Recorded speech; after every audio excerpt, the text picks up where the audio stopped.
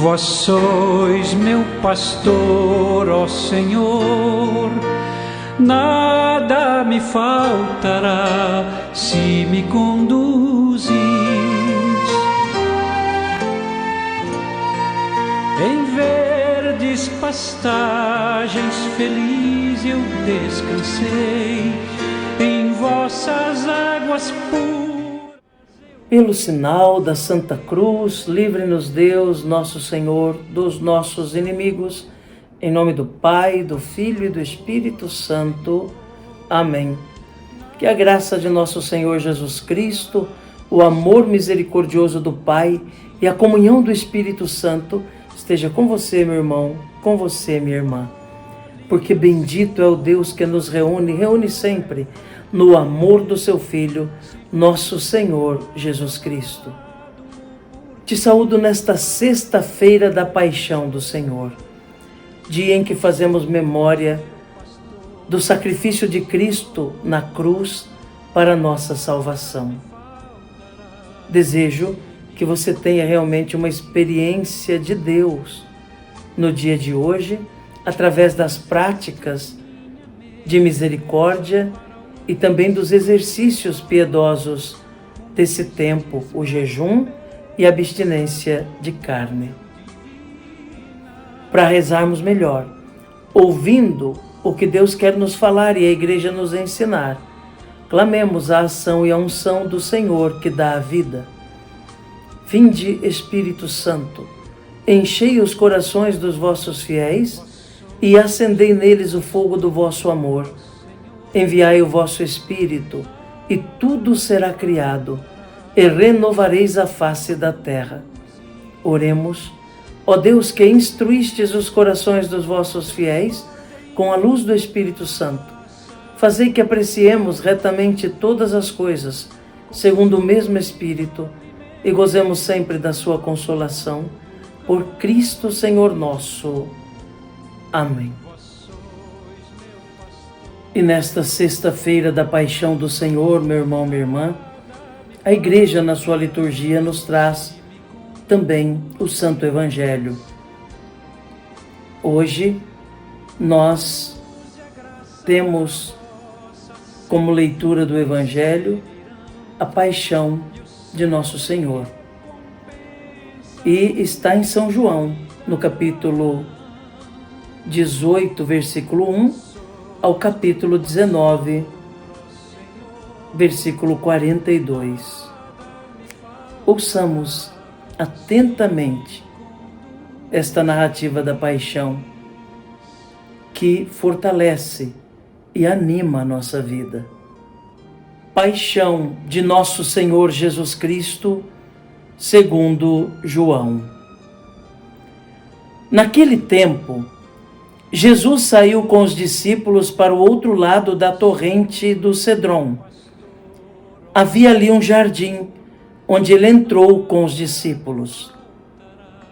Também Judas, o traidor, conhecia o lugar, porque Jesus costumava reunir-se aí com seus discípulos. Judas levou consigo um destacamento de soldados e alguns guardas dos sumos sacerdotes e fariseus, e chegou ali com lanternas, tochas e armas. Então Jesus, consciente de tudo o que ia acontecer, saiu ao encontro deles e disse: A quem procurais? Responderam: A Jesus, o Nazareno. Ele disse: Sou eu. Eles recuaram e caíram por terra. De novo lhes perguntou: A quem procurais? Eles responderam: A Jesus, o Nazareno. Jesus respondeu: Já vos disse que sou eu. Se é a mim que procurais, então deixai estes, que eles se retirem. Assim se realizava a palavra que Jesus tinha dito: Não perdi nenhum daqueles que me confiaste. Simão Pedro, que trazia uma espada consigo, puxou dela e feriu o servo do sumo sacerdote, cortando-lhe a orelha direita. O nome do servo era Malco. Então Jesus disse a Pedro: Guarda a tua espada na bainha. Não vou beber o cálice que o Pai me deu? Então os soldados, o comandante e os guardas dos judeus prenderam Jesus e o amarraram. Conduziram-no primeiro a Anás, que era o sogro de Caifás, o sumo sacerdote naquele ano. Foi Caifás que deu aos judeus o conselho: é preferível que um só morra pelo povo. Simão Pedro e um outro discípulo seguiam Jesus. Esse discípulo era conhecido do sumo sacerdote e entrou com Jesus no pátio do sumo sacerdote. Pedro ficou fora, perto da porta. Então o outro discípulo, que era conhecido do sumo sacerdote, saiu, conversou com a encarregada da porta e levou Pedro para dentro. A criada que guardava a porta disse a Pedro: não pertences também tu aos discípulos desse homem? Ele respondeu: não.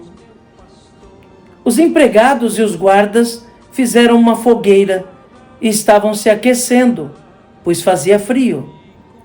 Pedro ficou com eles, aquecendo-se.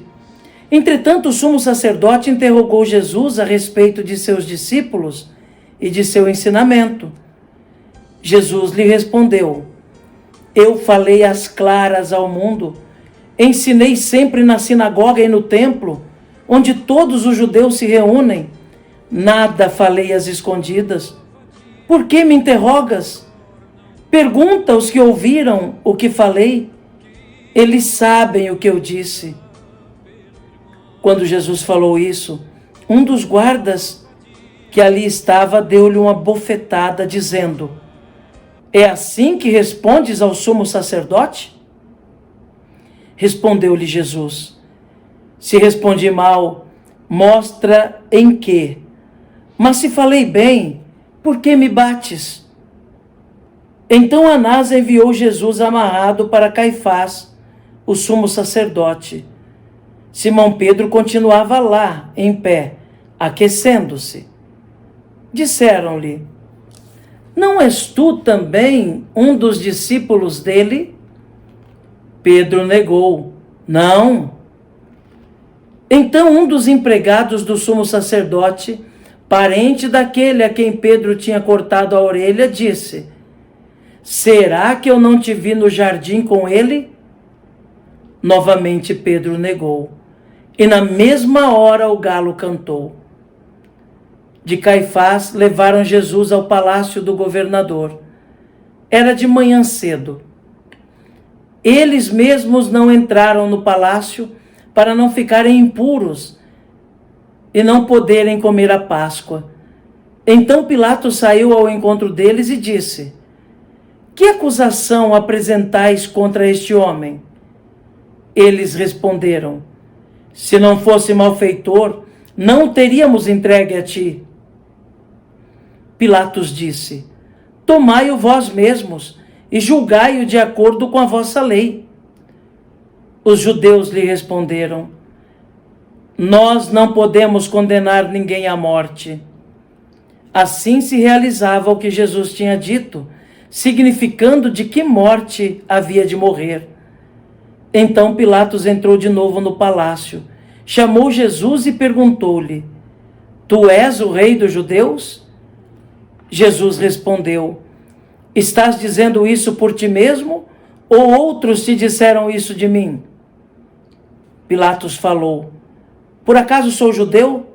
O teu povo e os sumos sacerdotes te entregaram a mim. Que fizeste? Jesus respondeu: o meu reino não é deste mundo. Se o meu reino fosse deste mundo, os meus guardas teriam lutado para que eu não fosse entregue aos judeus. Mas o meu reino não é daqui. Pilatos disse a Jesus: então tu és rei? Jesus respondeu: tu o dizes, eu sou o rei. Eu nasci e vim ao mundo para isto, para dar testemunho da verdade. Todo aquele que é da verdade escuta a minha voz. Pilatos disse a Jesus: o que é a verdade? Ao dizer isso, Pilatos saiu ao encontro dos judeus e disse-lhes: eu não encontro nenhuma culpa nele, mas existe entre vós um costume, que pela Páscoa eu vos solte um preso. Quereis que vos solte o rei dos judeus? Então começaram a gritar de novo: este não, mas Barrabás. Barrabás era um bandido. Então Pilatos mandou flagelar Jesus. Os soldados teceram uma coroa de espinhos e a colocaram na cabeça de Jesus. Vestiram-no com o manto vermelho. Aproximavam-se dele e diziam: viva o rei dos judeus! E davam-lhe bofetadas. Pilatos saiu de novo e disse aos judeus: olhai, eu trago aqui fora diante de vós, para que saibais que não encontro nele crime algum. Então Jesus veio para fora, trazendo a coroa de espinhos e o manto vermelho. Pilatos disse-lhes: eis o homem. Quando viram Jesus, os sumos sacerdotes e os guardas começaram a gritar: crucifica-o, crucifica-o. Pilatos respondeu: levai-o vós mesmos para o crucificar, pois eu não encontro nele crime algum. Os judeus responderam: nós temos uma lei, e segundo esta lei ele deve morrer, porque se fez filho de Deus. Ao ouvir essas palavras, Pilatos ficou com mais medo ainda. Entrou outra vez no palácio e perguntou a Jesus: de onde és tu? Jesus ficou calado. Então Pilatos disse: não me respondes? Não sabes que tenho autoridade para te soltar e autoridade para te crucificar? Jesus respondeu: tu não terias autoridade alguma sobre mim, se ela não te fosse dada do alto. Quem me entregou a ti, portanto, tem culpa maior. Por causa disso, Pilatos procurava soltar Jesus, mas os judeus gritavam: se soltas este homem, não és amigo de César. Todo aquele que se faz rei declara-se contra César.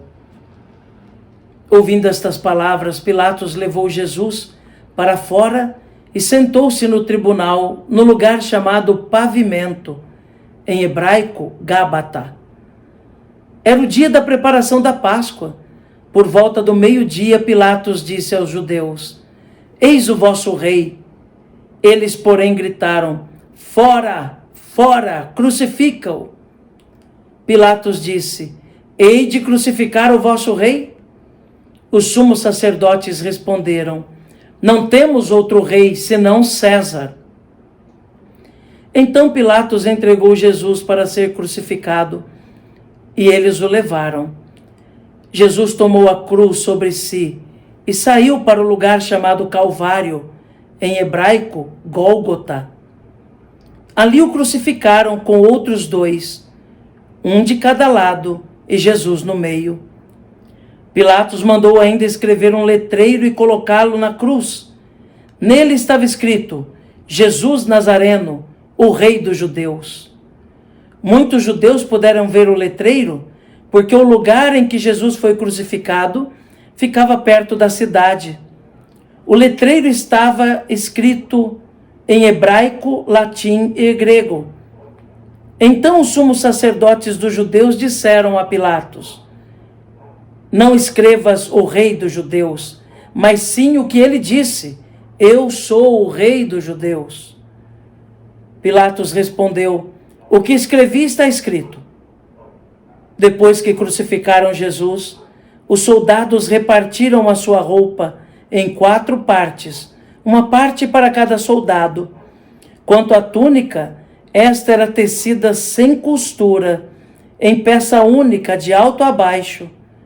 Disseram então entre si: não vamos dividir a túnica, tiremos sorte para ver de quem será. Assim se cumpria a escritura que diz: repartiram entre si as minhas vestes, e lançaram sorte sobre a minha túnica.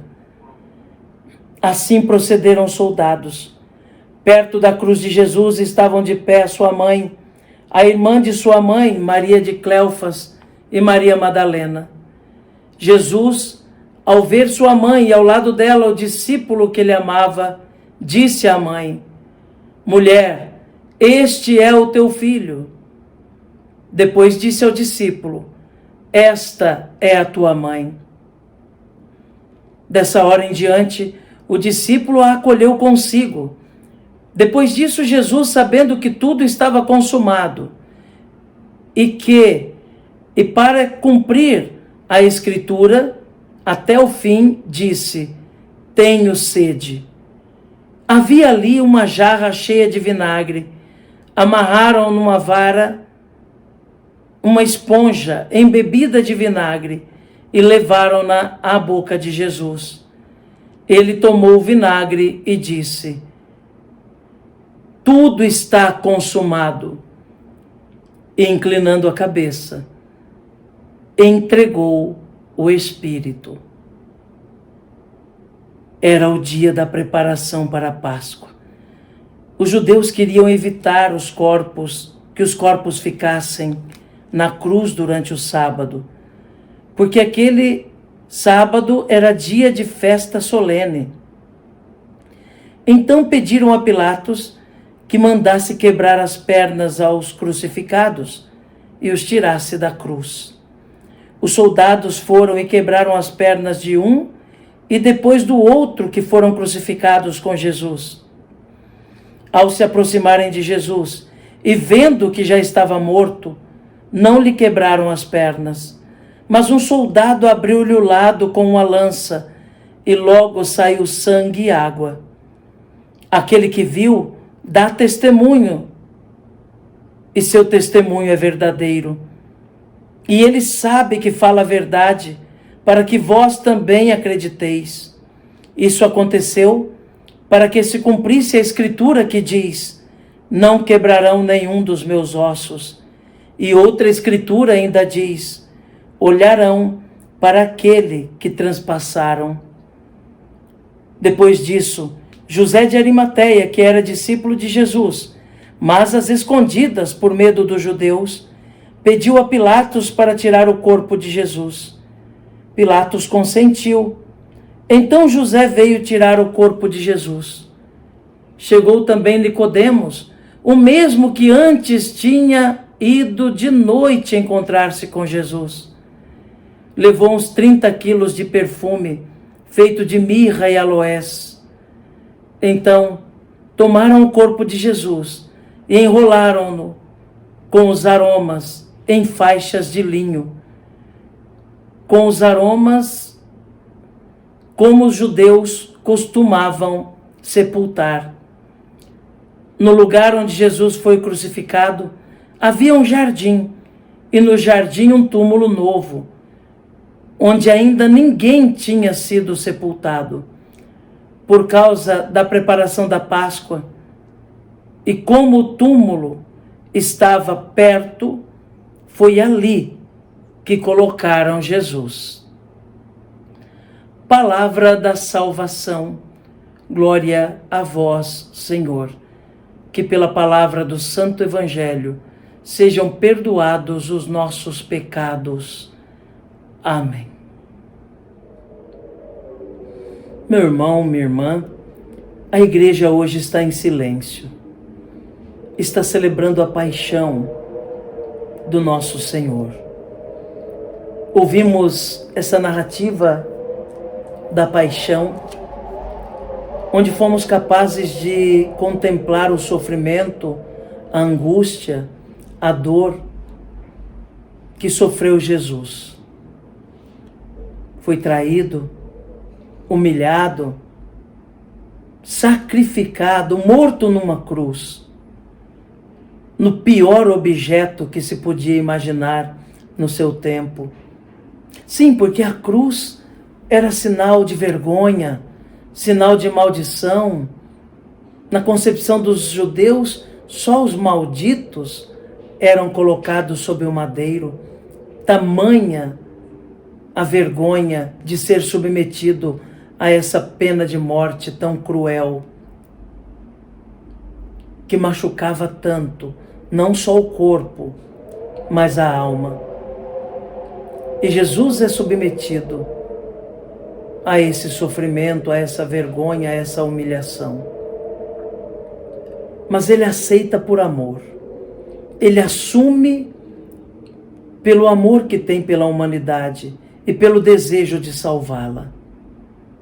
Por isso, até mesmo aquele objeto de vergonha, de desgraça, aquele objeto de maldição, quando o Filho de Deus é colocado nele e sobre ele derrama o seu sangue, passa a ter um novo sentido. Por isso a cruz para nós hoje não é mais objeto de vergonha, mas é sinal da salvação. Por isso nós não nos envergonhamos de traçar sobre nós o sinal da cruz, porque isso é bênção para nós, porque o Filho de Deus derramou o seu sangue sobre aquele madeiro e o purificou. E aquilo que era uma lembrança áspera da morte do Senhor, com o tempo passou a ser um sinal de esperança na vida dos cristãos. Jesus nos mostra, no seu silêncio na cruz, nos mostra que também nós enfrentamos nossas cruzes de cada dia, mas se nos mantermos perseverantes, confiantes em Deus, aquilo que pode ser um sentimento áspero do sofrimento, da dor, da angústia, tornar-se-á, de fato, motivo de alegria e sentido de vida para todos nós. Oxalá, meu irmão, minha irmã, possamos meditar e contemplar a cruz de Cristo no dia de hoje, sabendo que Ele está vivo, sim, está no meio de nós, junto de nós, mas que um dia esteve ali dependurado por causa do amor infinito que tem por nós. Que Jesus nos ajude então a contemplar a sua cruz e a amá-lo sempre mais e acolhê-lo vivo em nosso coração. E que Nossa Senhora, Virgem das Dores, reze sempre por nós. Amém.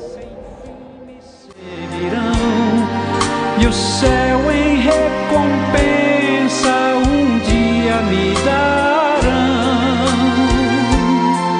Vós sois meu pastor.